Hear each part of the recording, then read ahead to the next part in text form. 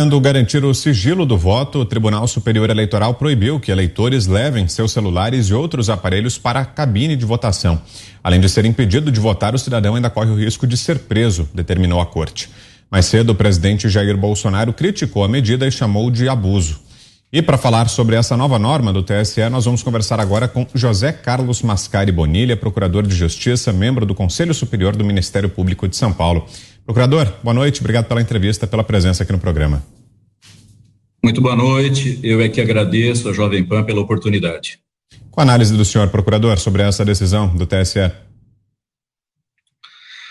Veja, Vitor, eu recebi com muita perplexidade, com muita preocupação a notícia de que o presidente do Tribunal Superior Eleitoral determinou que o eleitor e que a eleitora entreguem o seu aparelho de celular ao mesário, porque se não o fizerem, estarão impedidos de exercer o direito de voto.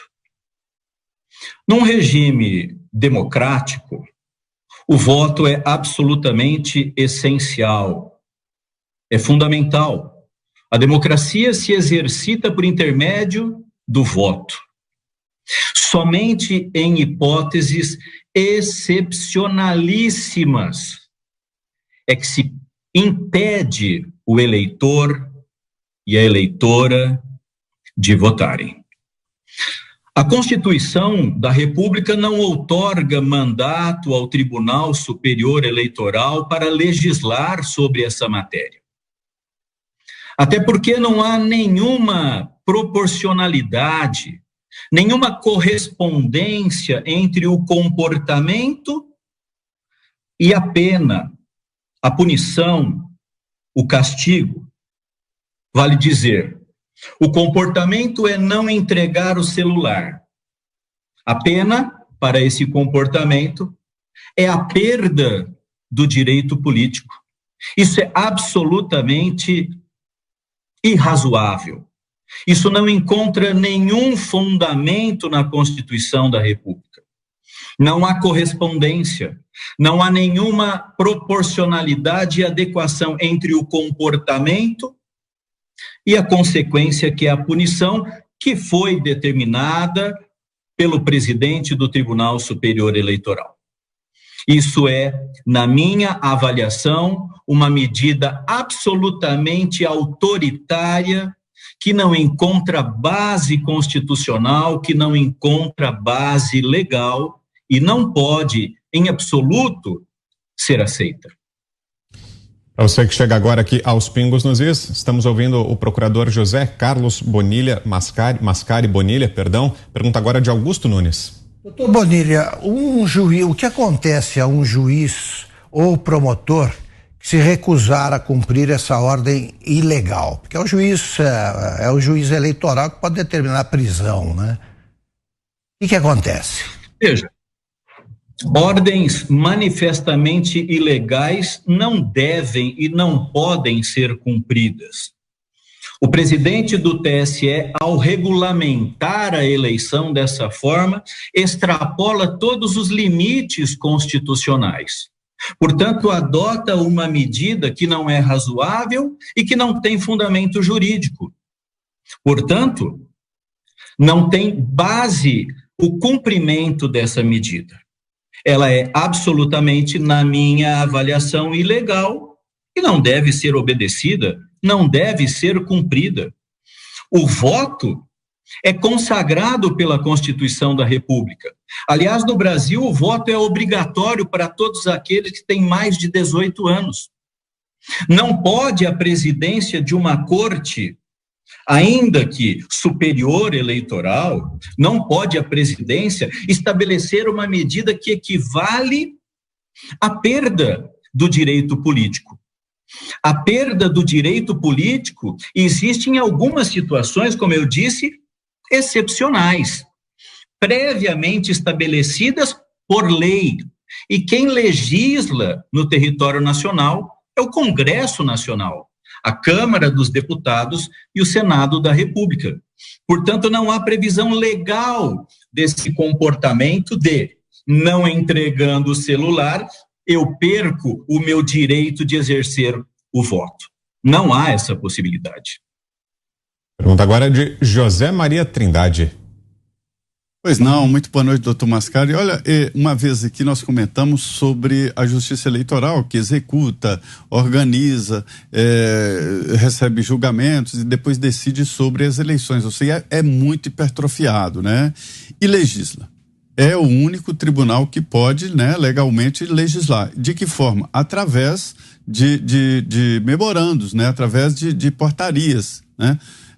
As regras estabelecidas pela Justiça Eleitoral são, na verdade, leis, né? Só que normatizar uma eleição indo a um assunto constitucional, que é o direito político, aí já passou, já atravessou o Rubicão. Então, na verdade, o senhor tem toda a razão. E de que maneira? Há no Congresso uma emenda que tenta, por exemplo, que o Congresso possa cancelar uma decisão da Justiça, uma legislação da Justiça, uma norma da Justiça, ela poderia ser cancelada pelo Congresso, que normalmente a Justiça Eleitoral normatiza onde há hiatos, vagas e tal. Só que há um exagero nisso aí. De que forma isso poderia ser resolvido, né, para impedir que a Justiça Eleitoral possa ir tão forte assim na legislação, ou seja, na normatização? O Tribunal Superior Eleitoral, é verdade, ele tem uma função bastante anômala. Ele executa, ele legisla por intermédio das suas resoluções e ele julga. É um órgão do Poder Judiciário que tem traços de executivo, de legislativo e também da atividade judicante. É verdade, ele tem essa característica. Mas quando ele legisla, ele o faz apenas por resoluções. Essas resoluções são direcionadas àqueles que trabalham na administração das eleições.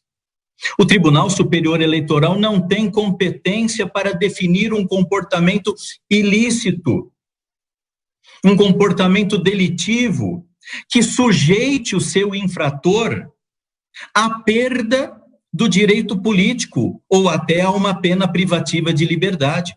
Isso extrapola qualquer competência que a Constituição da República defira ao Tribunal Superior Eleitoral. Portanto, essa medida, quer me parecer, não encontra, de fato, nenhuma base jurídica. Cefiuza. Boa noite, doutor Bonilha. A pergunta é simples, né? Se nós estamos diante de uma flagrante ilegalidade, e evidentemente a população está sofrendo uma intimidação com essa conversa de prender, só se fala nisso agora, vai ser preso se não entregar, etc. Então, nós estamos aqui diante de uma ilegalidade, o TSE não é um poder absoluto, apesar de todas essas funções aí que o senhor elencou, mas a sociedade ainda se acha dentro de uma democracia. Qual é a instituição, qual é o caminho para revogar? O senhor já exemplificou que os encarregados mais diretos podem eventualmente descumprir por ela ser ilegal. Mas, numa dimensão mais ampla, qual seria a instituição para, de fato, rever, não sei se é o Ministério Público ou o próprio Judiciário, para que essa medida caia antes da eleição? Veja, Fiuza, decorre do próprio princípio republicano a falta de concentração absoluta de poderes numa só pessoa. Os tribunais de justiça, os tribunais superiores da União são órgãos colegiados. E é preciso que incida o princípio da colegialidade. Não é possível se admitir que um só ministro, uma só pessoa, decida dessa ou daquela forma. Nesse caso, é até uma maneira absolutamente contrária aos limites da Constituição. Mas, de qualquer modo, é preciso sempre que o tema seja ventilado, oxigenado, arejado entre todos os integrantes da corte, porque essa corte é colegiada. Nós não estamos diante de um juízo singular, de um juiz da primeira instância da entrância intermediária, da entrância final, da primeira instância da organização judiciária. Não, estamos em face de um tribunal superior. Poderia ser uma segunda instância, onde há vários magistrados.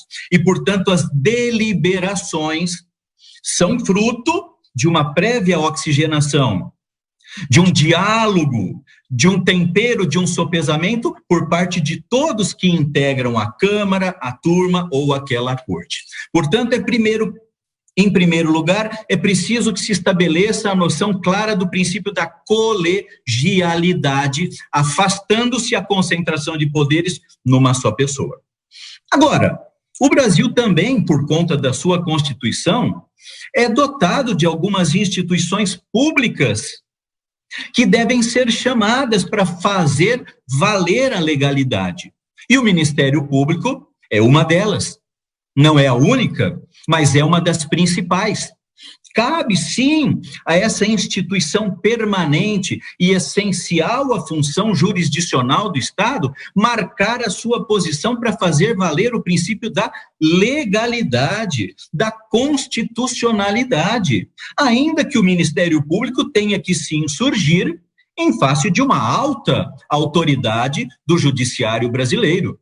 O Ministério Público atua, sim, em face das questões que tramitam em todas as comarcas, mas é preciso também que faça valer a sua essência, o seu propósito, a sua finalidade, de acordo com o perfil que a Constituição o definiu. É preciso que ele atue, sim, em defesa da sociedade, do regime democrático, salvaguardando o direito de voto, que, como é sabido por todos, está consagrado na Constituição e, aliás, volto a dizer, é obrigatório. Nós não podemos, evidentemente, aceitar que haja imposição de uma medida que caracteriza a verdadeira perda do direito político para aquele cidadão, para aquela cidadã, para o eleitor, para a eleitora, que se recusou a entregar algo que lhe pertence, algo que é a sua propriedade, que tem ali informações, inclusive, que são apenas do seu interesse, de ninguém mais. Ele não está absolutamente obrigado a deixar, ainda que transitoriamente, o aparelho celular com o mesário, porque se não o fizer, ele perde o seu direito político. Direito político é direito de votar e ser votado, e aqui ele está perdendo o direito de votar, o que é simplesmente inaceitável. Diogo Schelp. Procurador, boa noite. Procurador, nas últimas eleições, quando fui votar, em todas as últimas eleições, o mesário ou a mesária solicitaram que eu deixasse o meu celular com eles. Em uma dessas eleições, inclusive, tinha uma caixinha especificamente para isso, e eu percebi que outros eleitores também estavam sendo requisitados para deixar o celular antes de se dirigir à cabine de votação. O que embasou essa exigência em eleições anteriores? Nenhum fundamento jurídico, seguramente. Talvez tenha havido uma solicitação, e se o eleitor, se a eleitora quiserem espontânea e voluntariamente deixar o celular ali, nada impede. O que ele não pode é ser compelido, o que ele não pode é ser obrigado, constrangido a deixar o celular sob pena de não votar. Até porque, veja, nós não podemos partir da presunção de que o eleitor vai, no interior da cabine de votação, praticar uma ilegalidade ou uma irregularidade. Não existe essa presunção, muito pelo contrário. Agora, se ele no interior da cabine, o eleitor ou a eleitora no interior da cabine, praticam uma ilegalidade, eles estão sujeitos, evidentemente, a sanções. Agora, não se pode previamente imaginar, olha, com a presunção de que o senhor, a senhora, a senhorita comparecerão ao interior da cabine e ali praticarão ou poderão praticar uma ilegalidade, o senhor, a senhora, a senhorita estão agora obrigados a deixar o celular, perder a propriedade transitoriamente do seu celular, porque se não fizer assim, não vai exercer o direito de voto, não é?